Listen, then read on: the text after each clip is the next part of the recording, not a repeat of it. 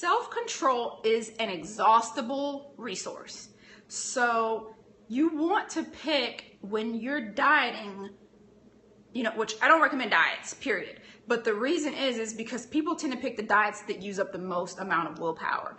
And you want to pick the diet that uses the least amount of willpower. And the reason for that is because you don't have, you can't pick and choose where your self-control comes from. So if you're, you go to work and you have a bad day there and your boss is on your back and then you jump in the car and then you're in traffic and you're and so you're holding back at work. You're not lashing back out at your boss. You are in the car and you're like, okay, I'm choosing not to have road rage right now. So you're using up willpower on the smallest things, and you are, you've been maybe even trying to eat perfectly that whole day, and then maybe you get home and you've had a perfect day of eating, but you lash out at your family, or you your kid says something to you and you just yell at them, or you just start picking out on food. It's because you've already used up all your willpower. So self-control is completely exhaustible. So using it up in one area means you're going to be out of control with it in another area. So that's something that you want to always remember,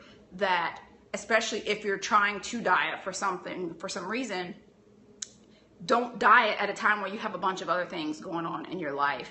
And don't pick the diet that uses the highest amount of willpower, which means it's making you change 12 things at once. You're going to have the best success with something if you change one thing at a time. And then you don't change anything else until you're doing that thing like it's freaking clockwork. Until you get that down, then you want to make sure that you're not adding on a bunch of other stuff. So don't pick the diet that looks the best on paper. Pick the diet that you actually are going to be able to do 2 weeks from now, 5 weeks from now, 5 months from now, 5 years from now.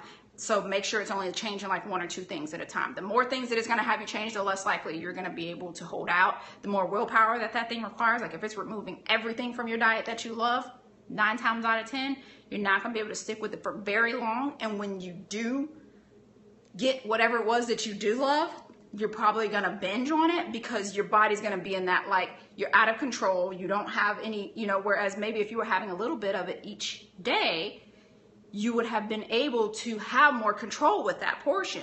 But if you haven't had it forever and you think okay, I got to get it in now because I'm not going to be able to get it anymore, then you're going to go crazy on it.